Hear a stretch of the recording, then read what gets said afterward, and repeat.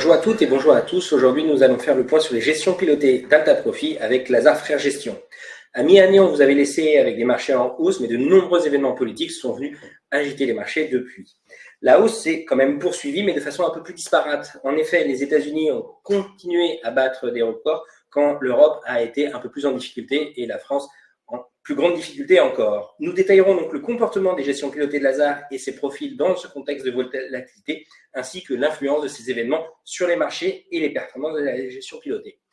Pour nous accompagner aujourd'hui, Colin Fèvre, économiste et allocataire chez Lazare Frères Gestion. Et je vous rappelle également que nous répondrons à vos questions en fin de webinaire. Bonjour Colin. Bonjour. Avant de parler marché performance, est-ce que vous pouvez nous présenter Lazare en quelques mots? Voilà, alors je vais vous dire quelques mots de Lazare. Vous devez commencer à connaître notre société. Donc, c'est un groupe international basé aux États-Unis, mais présent dans plus de 20 pays, qui a deux grands métiers. Un premier métier de conseil aux entreprises de type fusion-acquisition et le deuxième grand métier qui est celui de la gestion d'actifs. Et on gère près de 250 milliards d'euros dans le monde. Lazare Frères Gestion, c'est la société de gestion d'actifs française du groupe Lazare. On gère à peu près 40 milliards d'euros, un petit peu plus de 40 milliards d'euros. Vous pouvez voir sur le graphique en bas à droite que nos encours ont fortement cru, à peu près une multiplication par 4 sur une petite quinzaine d'années. On est 220 personnes chez Lazare Frères Gestion. Le nombre de collaborateurs a accompagné la croissance des encours de manière à pouvoir servir nos clients de la manière la plus adéquate possible. En termes de gestion d'actifs, on gère des actifs pour des institutionnels et pour des canaux de distribution avec des partenaires comme Alta Profit. Et puis également, on a une offre de gestion privée pour des particuliers. En termes de classes d'actifs, on gère de façon équilibrée sur les différentes classes d'actifs. Ce qui distingue Lazare, c'est une exigence forte dans nos décisions d'investissement. On va faire une analyse poussée avant de faire nos choix d'allocation, nos choix d'achat de titres, que ce soit des actions ou des obligations. On essaye de construire une relation de confiance avec nos clients. On entend valoriser les capitaux qui nous sont confiés sur le long terme et on essaye de faire preuve d'agilité dans la gestion des portefeuilles qui nous sont confiés en termes d'allocation également en termes de sélection. Merci pour ce rappel de ce qu'est Lazare. Maintenant, on va rentrer un peu plus dans le vif du sujet. 2024 a été une année assez mouvementée, surtout sur le plan politique. Donc, comment ces événements ont eu un impact essentiellement sur l'économie américaine, puisque c'est l'économie la principale du monde entier.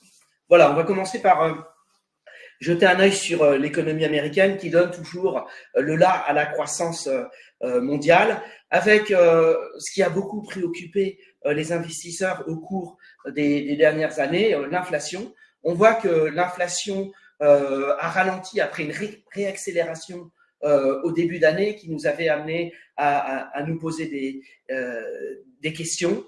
Le fait que l'inflation converge vers 2%, qui est la cible de la Banque centrale, nous conforte dans la confiance que la Banque centrale va pouvoir continuer d'assouplir sa politique monétaire et de baisser son taux directeur.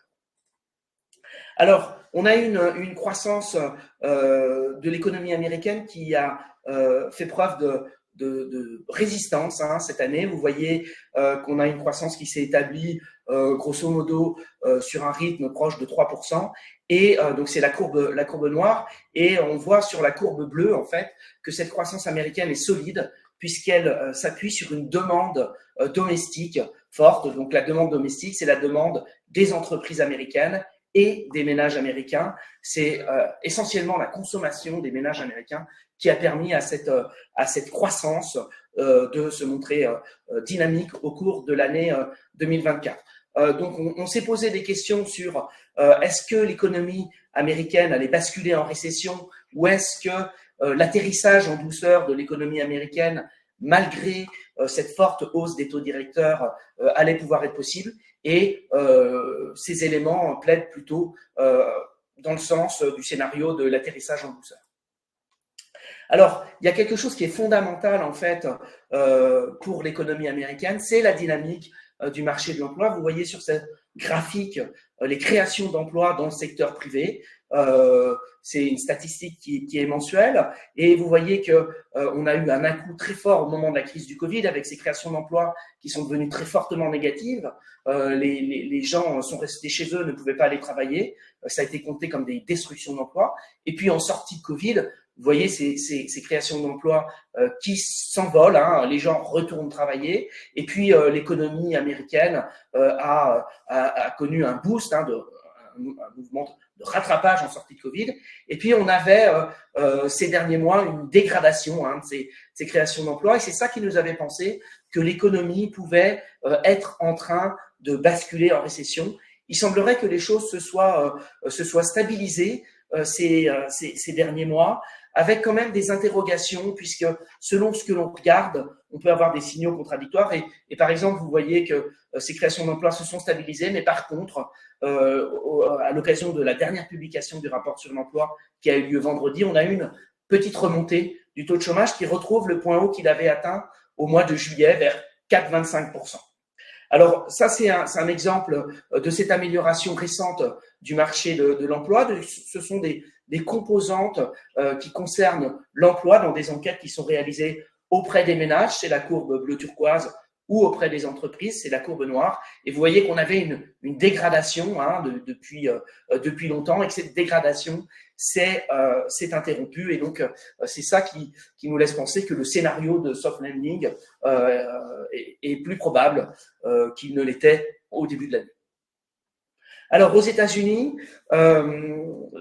l'interrogation, c'est qu'est-ce qui va se passer dans l'économie. La Banque centrale a commencé à baisser son taux directeur. Elle a commencé plus tard que ce qui était attendu par les investisseurs il y a un an, hein, puisque la première baisse de taux a eu lieu au mois de septembre, et puis on a eu une deuxième baisse de taux. Et sur ce graphique, on montre ce qui se passe pour l'activité, en particulier dans le secteur industriel, au moment où la Banque centrale commence à baisser ses taux. Avec deux cas de figure, un cas de figure où la Banque centrale baisse ses taux parce qu'on a une récession, c'est la courbe noire, et vous voyez que l'activité continue de se dégrader assez fortement pendant 5 mois avant de se stabiliser et repartir à peu près 9-10 mois après. Et puis, il y a l'autre cas de figure, plus rare, hein, ce qu'on appelle donc le soft landing. C'est la Banque centrale qui réussit à faire ralentir l'économie sans pour autant la pousser en récession. Et on voit que dans ce cas-là également, on a plutôt une activité qui continue un peu de se dégrader après ces premières baisses, qui se stabilise et qui ne redémarre que dans un second temps. Donc, de toute façon, il va falloir attendre un certain temps avant de revoir l'activité manufacturière redémarrer aux États-Unis. Alors, aux États-Unis, il y a eu un élément majeur, c'est l'élection de Donald Trump, hein, qui a eu lieu au début du mois de novembre, le 5 novembre. On attendait une élection disputée et peut-être des résultats qui mettraient du temps à être déterminés. Et finalement, on a eu une nette victoire de Donald Trump. Il a gagné le plus grand nombre de voix, il a gagné le plus grand nombre de grands électeurs, donc c'est comme ça qu'il est élu. Et puis les républicains ont également remporté la majorité dans les deux chambres du Congrès américain, le Sénat et la Chambre des représentants. Donc ça ouvre la porte à la mise en œuvre des mesures qui figurait dans son programme, hein, puisqu'il va pouvoir bénéficier du soutien des deux chambres. Et ces mesures sont un peu contradictoires en fait pour l'économie. Il y a des points qui sont favorables, comme les baisses d'impôts, comme la baisse des réglementations qui s'appliquent aux entreprises en termes d'environnement, dans le secteur de la finance, en termes pour les entreprises du secteur de l'énergie. Et puis, il y a aussi des mesures qui vont peser de façon négative sur l'activité américaine. Et donc, sur ce graphique, on a à droite les différents points du programme de Donald Trump.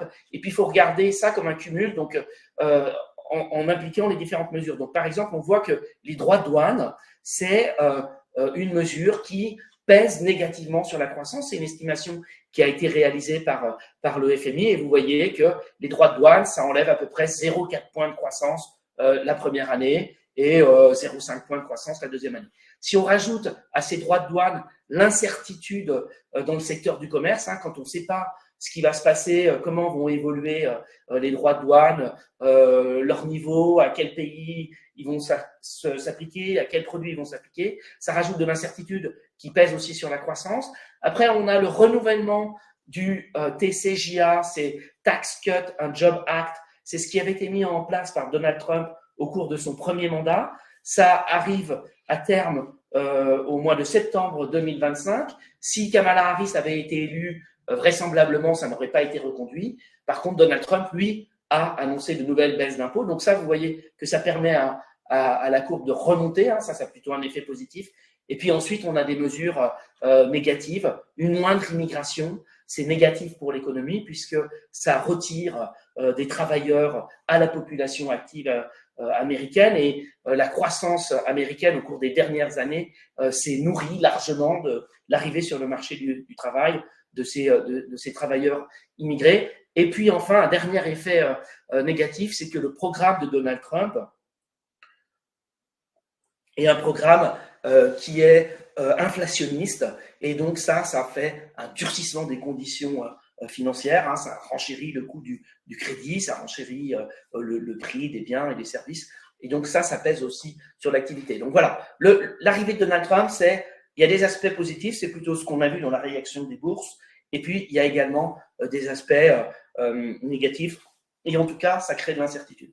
Un petit focus sur ces droits de douane avec un scénario sur l'impact des droits de douane sur l'inflation. Donc la courbe noire, c'est l'application de droits de douane à tous les partenaires commerciaux des États-Unis. Avec riposte, ça veut dire que les partenaires commerciaux mettent en place de leur côté des droits de douane pour les produits américains, pour riposter. Et puis la courbe bleu clair, c'est le scénario sur lequel Donald Trump, les États-Unis, applique des droits de douane de 60% à la Chine, avec la Chine qui riposte. Et donc, si on veut avoir les 10% pour tout le monde, plus les 60% pour la Chine, on additionne les deux courbes, sachant que ça, c'était ce dont avait parlé Donald Trump. Et puis finalement, après avoir été élu, il a parlé plutôt du Mexique et du Canada, et c'était pas 10 ni 60, c'était 30. Donc les choses peuvent évoluer, mais ce qu'on sait, c'est que les droits de douane, c'est quelque chose qui est très important en fait pour Donald Trump. Et vous voyez sur ce graphique en fait les impacts que peuvent avoir l'élection de Donald Trump sur l'économie, sur les finances publiques des États-Unis, avec un impact en fait sur le niveau des taux d'intérêt auquel l'État américain se finance. Le déficit budgétaire, vous voyez, le déficit budgétaire, c'est la courbe noire. Il était aujourd'hui vers 6%, et il devait avoir une trajectoire qui devait se prolonger autour de 6%. Avec Donald Trump et ce qu'il a annoncé, sachant que Donald Trump il peut changer d'avis assez rapidement, il n'a rien annoncé de très précis ni de très cohérent, mais on aurait plutôt un accroissement de ce déficit budgétaire de 6 plutôt vers 8. Et donc la conséquence, c'est que la dette américaine, qui est déjà sur une trajectoire ascendante et à un niveau élevé, on est autour de 100%. 100% de dette, 60% de déficit budgétaire, ça fait penser d'ailleurs aux chiffres de la France, qui agite pas mal la presse économique. Et vous voyez que dans le cas où les États-Unis accroissent leur déficit budgétaire, la trajectoire de la dette devient encore plus ascendante. Donc, on vient de voir l'économie américaine qui, malgré quelques inquiétudes sur le moyen terme avec l'élection de Donald Trump, reste quand même aujourd'hui très solide. Au vu de ce qui s'est passé, mais qu'en est-il pour le reste du monde et plus particulièrement pour l'Europe et la zone euro? Alors, pour l'Europe, on a une croissance qui est relativement molle, mais encore que les 0,4% de croissance qu'on a eu dans la zone euro au troisième trimestre ont plutôt été une bonne surprise. Et parce que si on regarde ce graphique qui met en parallèle la croissance, donc la courbe bleu clair, et les enquêtes d'activité réalisées auprès des entreprises, on aurait pu s'attendre à une croissance un peu moins bonne, sachant qu'on a d'autres enquêtes, comme des enquêtes réalisées par la Commission européenne qui donnait un signal un peu moins négatif. Mais donc voilà, dans la zone euro, en Europe, on a une croissance faible, mais on a tout de même de la croissance. Si on regarde la diapositive suivante, on voit que en Europe, contrairement à ce qui s'est passé aux États-Unis, on a des revenus qui ont progressé de façon plus importante que la consommation des ménages. Ça veut dire que en fait, l'épargne des ménages s'est accrue et que on pourrait avoir une bonne surprise en termes de soutien à la croissance qui viendrait de la consommation, qui viendrait stimuler la croissance. Et d'ailleurs, on a eu une amélioration des ventes de détail au cours de l'été dans la zone euro. Dans la zone euro, on a un marché de l'emploi qui tient bien. On parle des fermetures d'usines programmées, notamment en Allemagne. Il y a un certain nombre de plans sociaux qui ont été annoncés par différentes grandes entreprises. Mais jusqu'à présent, en fait, on a un marché de l'emploi qui a bien tenu avec un taux de chômage qui est sur un point bas historique à 6,3%. Et notamment, la situation s'est bien améliorée en Europe du Sud.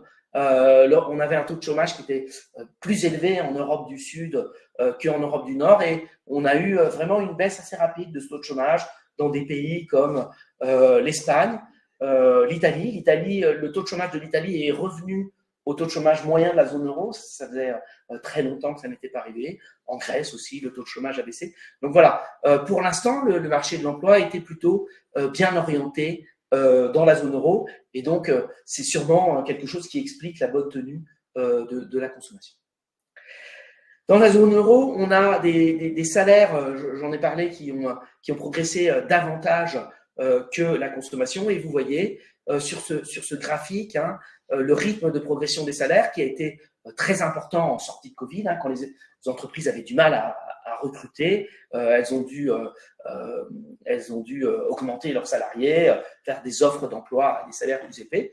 Le rythme de progression des salaires a un peu baissé, entre 5 plus, on a plutôt convergé vers 3. Mais vous voyez, ce taux de progression des salaires a un peu arrêté de refluer. Et ça, c'est quelque chose que la Banque centrale américaine, Banque centrale européenne, devra prendre en compte dans l'assouplissement de sa politique monétaire. La Banque centrale européenne ne pourra peut-être pas baisser ses taux directeurs autant qu'elle le voudrait. D'autant que dans la zone euro, on a une inflation qui a reflué, mais quand même une inflation des services qui résiste. Alors, en rythme annualisé, donc sur un écart de 12 mois, vous voyez cette inflation des services, c'est la courbe noire, est à peu près stabilisée sur un rythme de 4%. À plus court terme, vous voyez la courbe bleue, l'inflation des services est orientée à la baisse, donc ça c'est plutôt une bonne nouvelle dans la Banque centrale européenne, pour la Banque centrale européenne, mais néanmoins, cette inflation des services, c'est un point à surveiller pour la Banque centrale européenne. Un petit point rapide sur le reste du monde, le Japon. Au Japon, on regarde les salaires également. Vraiment, ce qui se passe au niveau de l'inflation et du marché du travail, c'est ce qui est déterminant dans l'économie mondiale aujourd'hui. Aux États-Unis, on est à la croisée des chemins. Si le marché de l'emploi continue à se dégrader, ça veut dire que l'économie américaine entre en récession. Si par contre, il résiste, ça veut dire qu'on a réussi le soft landing. Dans la zone euro, l'emploi est aussi déterminant pour la consommation, pour ce que va pouvoir faire la Banque centrale. Au Japon aussi, vous voyez quelque chose de nouveau. C'est qu'on avait des salaires qui n'ont rien fait. C'est la courbe bleu clair en termes de progression. On était sur un rythme autour de 0, voire assez souvent en négatif. Et on a une tendance à la hausse des salaires qui s'est mise en place. Donc ça, c'est complètement nouveau au Japon. Et vous voyez que ça s'est fait sans que les marges des entreprises en soi impacter négativement. Les entreprises japonaises réussissent à faire progresser leurs marges dans ce contexte de hausse salariale. Donc, ça veut dire qu'au Japon, on sort vraiment d'une période qui a été marquée par la déflation, qui a forcé la Banque centrale à maintenir une politique monétaire avec des taux à zéro ou négatifs pendant des années, et on va plutôt vers une normalisation de la politique monétaire de la Banque centrale japonaise. Enfin, on termine par un petit aperçu de ce qui se passe en Chine. En Chine, ce qui a été vraiment déterminant ces dernières années, ce qui a vraiment pesé sur la croissance et qui explique le ralentissement de la croissance chinoise, c'est ce qui s'est passé dans le secteur de l'immobilier. Le gouvernement a fait le choix de mettre un frein au développement un peu incontrôlé du marché immobilier chinois en termes de construction, en termes de prix. L'activité s'est complètement arrêtée. Vous voyez sur les différentes courbes, l'investissement, c'est la courbe noire dans l'immobilier qui est en dessous de zéro depuis plusieurs années, vers -2, -3 en rythme de croissance. Vous voyez les prix de l'immobilier, c'est l'échelle de droite, la courbe grise, qui sont en progression négative aussi depuis plusieurs années. La chute a l'air de se stabiliser, mais on est sur un rythme de progression de l'ordre de -10. Et puis, les ventes de logements aussi qui ont été négatives et qui se stabilisent, on revient autour de zéro. Donc, les choses sont sous contrôle. On avait eu la faillite de ces promoteurs immobiliers en Chine. Ça n'a pas eu de réaction en cascade, mais néanmoins, le secteur immobilier se porte mal en Chine, et les ménages chinois ont une part importante de leur épargne qui est investie en immobilier, et donc ça pèse sur la confiance, ça pèse sur la consommation. Et donc voilà, la Chine a vu sa croissance réaccélérer un peu au troisième trimestre, devrait réussir à atteindre sa cible de croissance de l'ordre de 5% pour l'année 2024, mais néanmoins la Chine ne sera pas là pour tirer la croissance mondiale. Un petit aperçu concernant la Banque centrale américaine. Donc, je l'ai mentionné tout à l'heure, la Banque centrale américaine a commencé à baisser ses taux la première fois en septembre. Elle a baissé ses taux de 50 centimes. Et puis, on a eu une deuxième baisse de taux de 25 centimes au mois de novembre. Et vous voyez, donc ça, c'est la courbe turquoise en haut. Et puis, en bas, c'est l'anticipation des investisseurs sur le niveau final du taux américain. Et vous voyez que ça varie beaucoup entre des moments où la courbe noire est basse. On anticipe que le taux final le niveau final du taux directeur sera bas, et puis d'autres moments où cette courbe noire est plus haute, et ça veut dire que les investisseurs anticipent un cycle de baisse de taux beaucoup moins important. Donc voilà, ça crée de la volatilité sur les marchés obligataires qui ont été agités en fait au cours des dernières années. Très bonne transition. Maintenant qu'on a parlé un peu macroéconomie, parlons marché financier et comment dans ces événements de macroéconomie, les marchés ont réagi. Alors, on commence par un petit panorama des marchés de taux et du crédit. Donc ça, c'est un graphe qui représente les spreads de crédit. Alors, le spread de crédit, c'est la rémunération supplémentaire que va payer un émetteur privé, une entreprise, par rapport à un État pour emprunter de l'argent. Une entreprise n'a pas la capacité de lever de l'impôt et donc elle doit payer un peu plus les investisseurs qui acceptent de lui prêter de l'argent pour rémunérer le risque qu'elle ne puisse pas rembourser ses obligations. Alors, on a différentes courbes en fonction un peu du degré de risque de l'emprunteur. Donc, la courbe grise en bas, ce sont les investisseurs qui sont notés dans la catégorie qui s'appelle investment grade. On peut qualifier ça d'investissement de qualité en français. Et vous voyez que ces investisseurs-là payent un supplément de rendement d'à peu près 100 points de base, donc 1% par rapport à une émission d'État. Ensuite, on a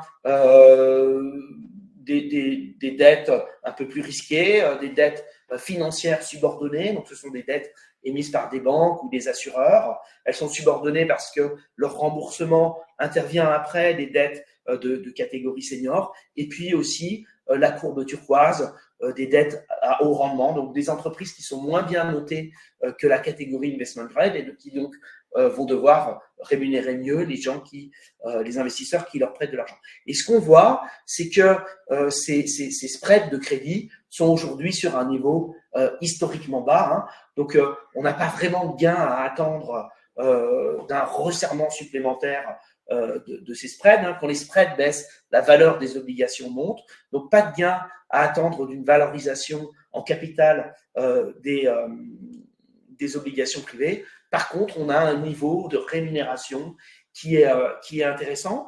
Et puis, dans un contexte économique où on devrait avoir une poursuite de la croissance, ça fait que c'est intéressant de détenir des obligations. Alors, un petit point sur le marché des dettes d'État. Sur ce graphique, on représente les écarts que payent les différents États de la zone euro par rapport à l'Allemagne. L'Allemagne est le pays le plus solide de la zone euro, hein, avec pas de déficit budgétaire, une dette rapportée au PIB à un bas niveau. Et les autres pays de la zone euro, qui ont une économie un peu moins solide que celle de l'Allemagne, et puis des ratios de déficit ou d'endettement qui sont moins bons, sont obligés de payer davantage quand ils empruntent de l'argent sur le marché. Alors, ce qu'on voit sur ce graphique, c'est que la courbe noire qui représente le supplément de rendement que doit payer la France, qui était autour de 50 points de base, 0,5% en plus de la dette allemande, cette courbe est montée. Hein, on est plutôt aujourd'hui vers 80 points de base. Et cet écartement de spread, ce risque supplémentaire que les investisseurs attribuent à la France, reflète un peu les incertitudes liées à l'incertitude du contexte politique en France depuis que l'Assemblée a été dissoute, la difficulté pour former un premier gouvernement. Là, on va devoir en former un deuxième. Alors qu'on arrive en fin d'année, il va falloir établir le budget. Donc, voilà, ça se traduit, ces difficultés politiques se traduisent par un écartement du spread de la France. Et à l'inverse, les pays d'Europe du Sud qui avaient des spreads qui étaient beaucoup plus élevés depuis la crise de l'euro, hein, qu'on avait eu en 2012, eux sont plus stables politiquement et ont vu leur spread se resserrer. Voilà. Alors en France, il n'y a pas non plus d'inquiétude majeure. Hein. On a un déficit budgétaire, on a une dette importante, mais la situation est quand même sous contrôle. Il n'y a pas de raison non plus de voir le spread de la France s'envoler à des niveaux plus importants, mais bon, ça traduit quand même une certaine inquiétude de la part des investisseurs.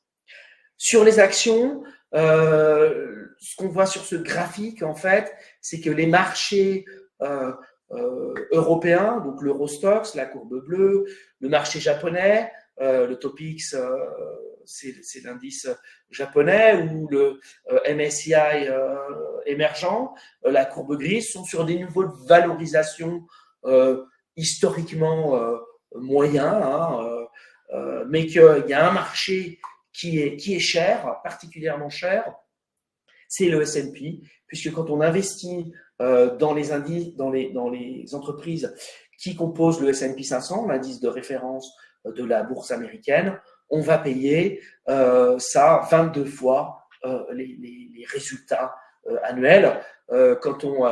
Si on a des auditeurs qui sont des entrepreneurs, ils savent très bien ce que ça signifie, hein, 22 années de résultats, c'est très cher. On aimerait bien pouvoir vendre son entreprise 22 fois ses résultats. Alors, dans cet indice américain, on a des entreprises technologiques très chèrement valorisées parce qu'en fait, on mise sur un accroissement des résultats. Donc, 22 fois les résultats de cette année, ce sera moins un multiple inférieur sur les résultats des années suivantes, si on estime qu'ils vont croître fortement. Mais même si on enlève ce secteur de la technologie qui est très cher, on paye quand même le marché américain 19 fois. Et vous regardez sur cette courbe, 19, c'est quand même un point qui est historiquement haut. Donc le marché américain bénéficie quand même d'une euphorie des investisseurs. Et donc ça représente un risque de correction, puisque si l'enthousiasme devient un peu moins important, on sera plus prêt à payer les actions américaines aussi cher. Et j'en termine avec un graphique sur ce qui est attendu en termes de résultats des entreprises. Donc c'est la courbe bleue. Vous voyez que les petits carrés bleus là qui sont orientés à la hausse, ça représente en fait les attentes des analystes sur les résultats des entreprises. Et puis on met ça en parallèle avec c'est toujours ces enquêtes d'activité. Donc ça c'est une enquête dans le secteur manufacturier global, c'est-à-dire que on va agréger les enquêtes des différents pays. Et vous voyez que c'est quand même assez bien corrélé, ce qui se passe, l'activité dans le secteur manufacturier et la dynamique des résultats. Et que là, on a un peu une divergence avec des prévisions de résultats qui sont un petit peu optimistes par rapport au niveau d'activité. Il faudrait que la croissance accélère quand même assez significativement si on voulait réussir à atteindre ces niveaux de bénéfices. Et ça, c'est aussi quelque chose qui pèse un peu sur les actions et qui explique, on va y venir, que nous sommes toujours relativement prudents. Alors, voici un peu nos perspectives en termes de classe d'actifs. Sur les actions, on a été très prudent les dernières fois que nous sommes venus présenter nos positions. On l'est un peu moins, mais on reste toujours dans la partie basse de nos marges de manœuvre. Pour les obligations d'État, on l'a vu, il y a des facteurs quand même qui pourraient être à la source de volatilité. L'inflation qui reflue, mais avec quand même certaines résistances. Les banques centrales qui sont engagées dans un cycle de baisse de taux, mais qui vont peut-être pas pouvoir baisser aussi rapidement ou de façon aussi importante que ce à quoi on peut s'attendre. Et puis, pour le coup, une situation relativement bonne pour ce qui est des obligations d'entreprise qui délivrent un rendement qui est intéressant aujourd'hui, puisqu'on a à la fois la rémunération des taux d'État et puis ce fameux spread dont on a parlé tout à l'heure, avec des perspectives de maintien de ce spread à un niveau satisfaisant. Et alors, une préférence qui va pour les obligations de bonne qualité par rapport au high yield. Le high yield, c'est une classe d'actifs qui peut être un petit peu plus volatile. Donc, quand on a de l'incertitude, on peut avoir un comportement un peu plus agité. Donc, c'est pour ça que on favorise les obligations de bonne qualité. Donc, maintenant qu'on a fait le point sur la situation économique mondiale et sur vos préférences, comment avez-vous adapté vos positions? Parce que vous avez fait des arbitrages très récemment. Voilà. Alors, d'abord, je reviens sur. On a fait 2 grands mouvements en fait cette année. Le premier mouvement en avril, on avait des expositions aux actifs risqués, donc aux actions et aux obligations crédit vraiment basses. C'était lié en fait à nos anticipations de récession. On avait déjà remonté donc l'exposition aux actions au mois d'avril. On avait réduit notre sous-exposition de moitié, c'est-à-dire que on avait fait la moitié du chemin entre la position et le milieu de nos marges de manœuvre, en se renforçant sur toutes les zones géographiques, avec un renforcement qui était plus marqué sur l'Europe, parce que les actions américaines étaient déjà chères. Et puis, on avait notamment acheté des petites capitalisations qui présentaient une décote historique.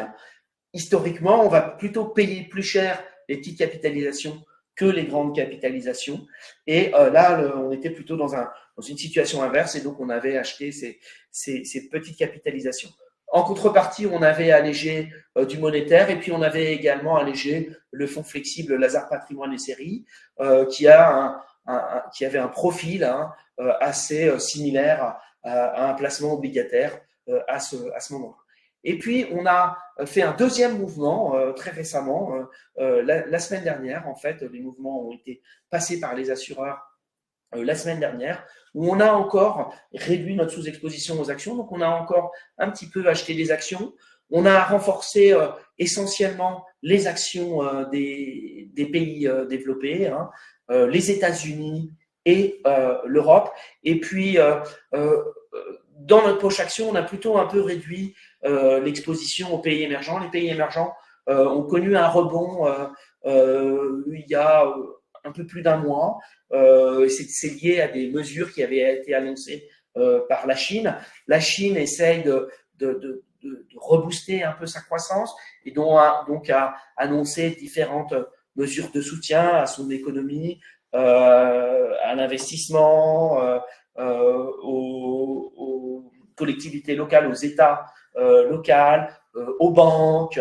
Ce qu'on attend, c'est des mesures en faveur du consommateur, mais au fur et à mesure de l'annonce de ces mesures, on avait eu un certain rebond des marchés émergents, on avait pris un peu de profit.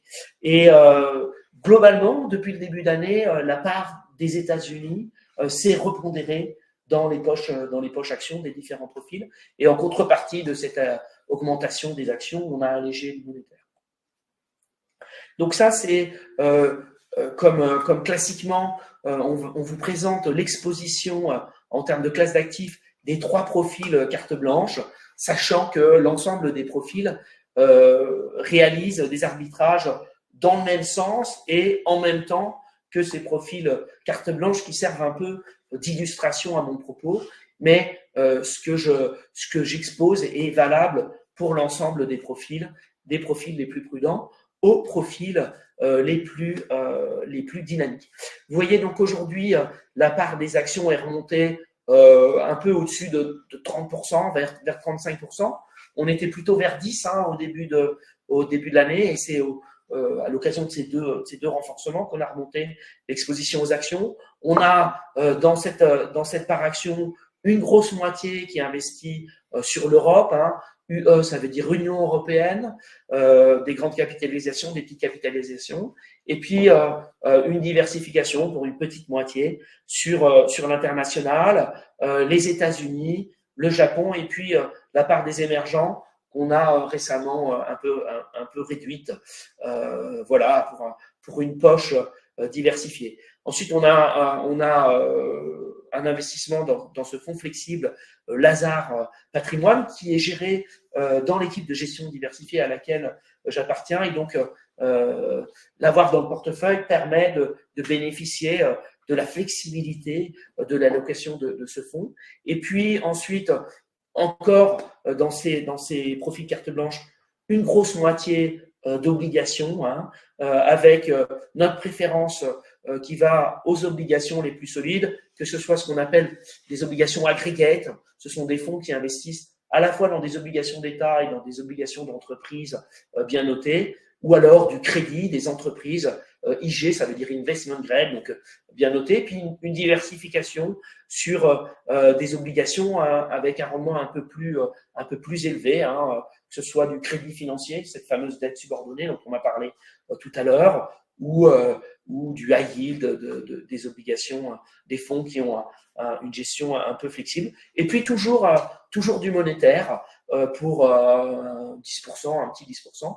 Et donc cette part robuste du portefeuille, hein, que ce soit le monétaire ou ses obligations peu risquées, est disponible pour réaliser de futurs arbitrages dans lesquels on va pouvoir augmenter le niveau de risque des profils quand l'occasion se présentera. Maintenant qu'on a vu la composition du portefeuille, parlons performance des portefeuilles. Voilà. Alors, sur cette diapositive, on vous présente, comme classiquement, la performance glissante sur 5 ans, toujours de ces trois profils carte blanche, sachant que on va avoir un graphique qui va ressembler dans sa forme, hein, pour les autres profils, mais pas forcément dans son ampleur, hein. L'ampleur va être moindre pour un profil prudent et puis un peu plus marqué pour un profil dynamique.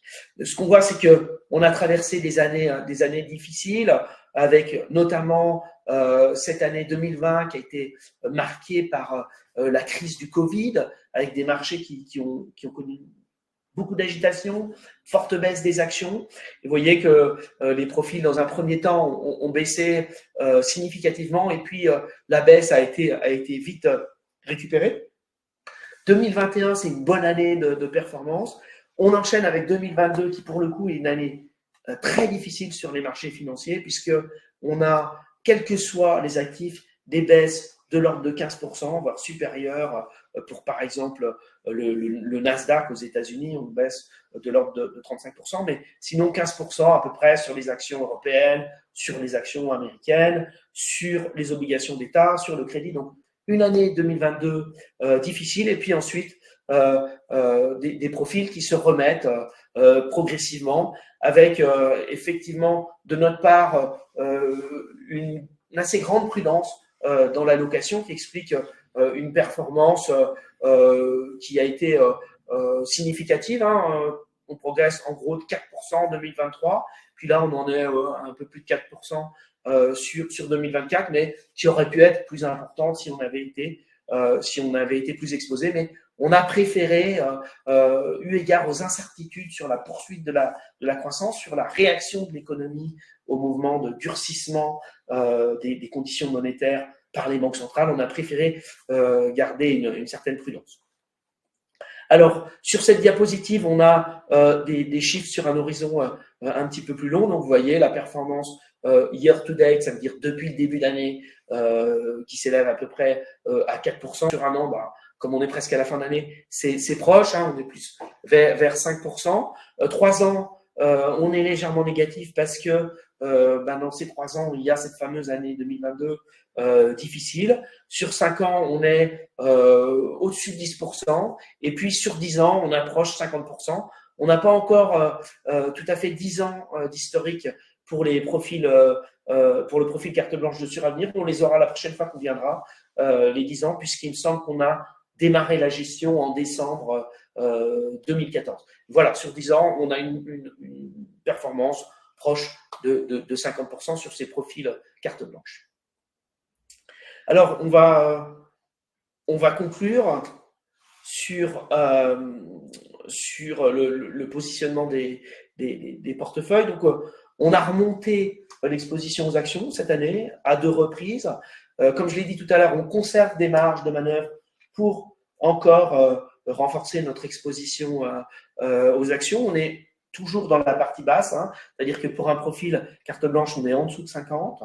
Par exemple, pour le profil dynamique chez Generali, où la part action peut varier entre 50 et 100, on est en dessous de 75%. On a une surpondération de l'Europe dans les poches pour des questions de valorisation. On trouve que les actions américaines sont vraiment trop chères, et donc on trouve que c'est trop risqué de les renforcer significativement sur ces niveaux de valorisation-là. Mais on a quand même accru leur poids dans les portefeuilles, et c'est ce qui explique qu'on a une performance absolue qui est significative cette année. Dans la poche obligataire, je l'ai dit, on préfère le segment investment grade. Donc, on trouve qu'il y a suffisamment de rémunération quand on détient une obligation de bonne qualité pour pas aller prendre trop de risques. Et puis, si on a des points d'entrée, si on a un peu d'agitation, on pourra acheter des obligations plus risquées sur des niveaux de rémunération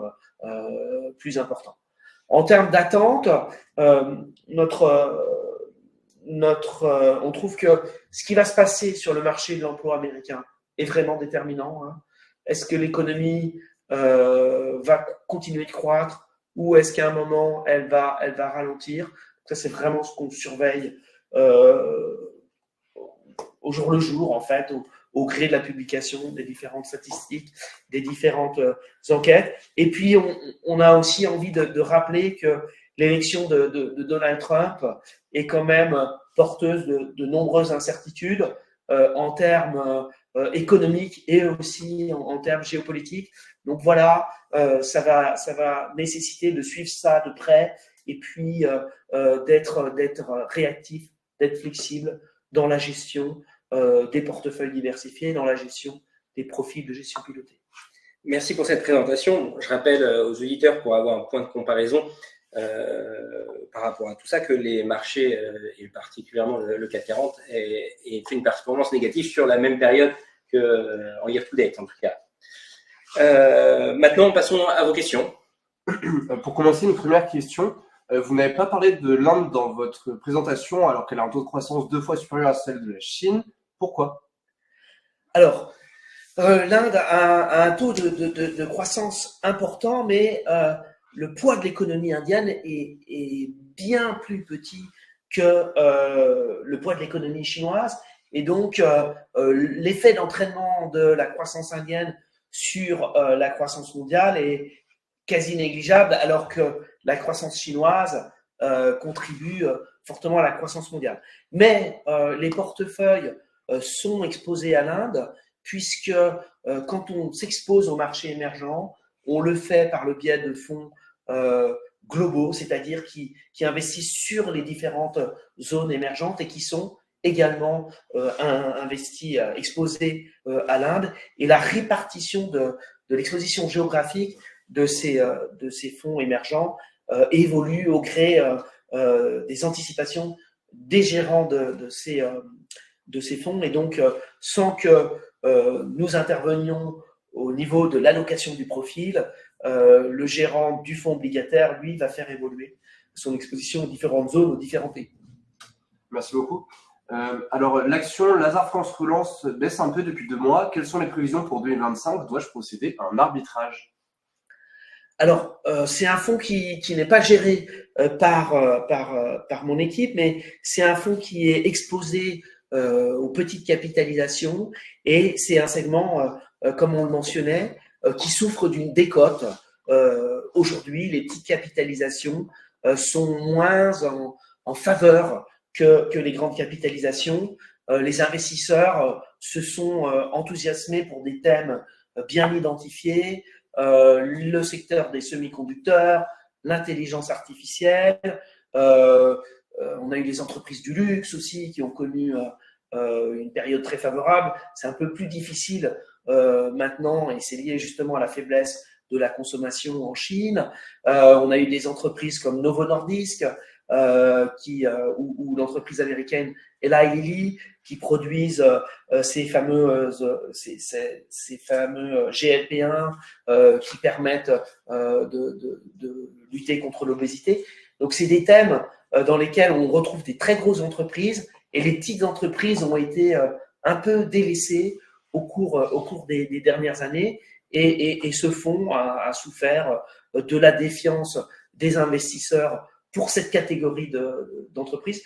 Aux États-Unis, c'est un peu pareil, hein, l'indice Russell 2000 qui représente les petites capitalisations américaines. Alors, une petite capitalisation américaine, ça peut être parfois plus gros qu'une petite grosse capitalisation européenne, mais bon, aux États-Unis, tout est plus important. Mais je veux dire, aux États-Unis, les petites capitalisations aussi ont beaucoup moins progressé que les grandes capitalisations. Et puis, il y a aussi, dans France Relance, il y a France, et il y a un peu la défiance des investisseurs vis-à-vis de la France, hein, liée à l'instabilité du contexte politique. Donc voilà, ça explique que ce type de fonds, ce fonds-là en particulier, mais ce type de fonds ont souffert. Après, c'est à chacun d'évaluer le risque, mais et de faire ses choix sur est-ce qu'on préfère diminuer son investissement, mais à un moment où l'actif que l'on détient est déjà décoté, ou est-ce que on choisit de le conserver pour espérer un rebond. Voilà. Dans nos portefeuilles, on a acheté des petites capitalisations en avril.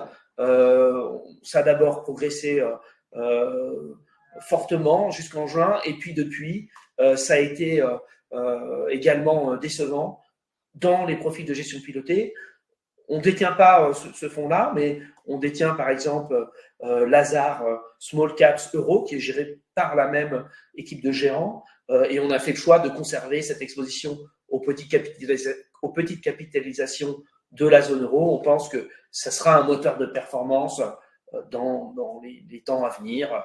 On ne sait pas quand les petites capitalisations commenceront à rattraper leur retard sur les grandes capitalisations, mais on pense qu'il y a un moment où ça se produira. Merci beaucoup. Peut-être plus une question pour Maxime. Envisagez-vous de mettre des ETF dans les contrats d'assurance vie Alta Profit? Il y a déjà des ETF dans la plupart des contrats d'assurance vie Alta Profit. Aujourd'hui, seul un contrat, c'est avec Suravenir, ne propose pas d'ETF, mais le père, pas Suravenir, pardon, Swiss Life ne propose pas d'ETF, mais chez Suravenir et chez Generali, nous avons des ETF dans nos contrats. Merci beaucoup, je te laisse conclure.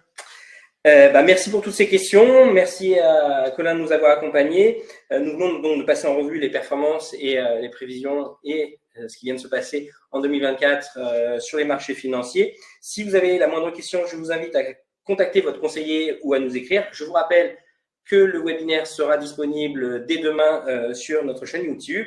Merci encore, Colin, pour nous avoir accompagnés. Merci pour votre accueil. Et je vous souhaite à tous une excellente soirée et je vous dis à très bientôt pour un prochain webinaire.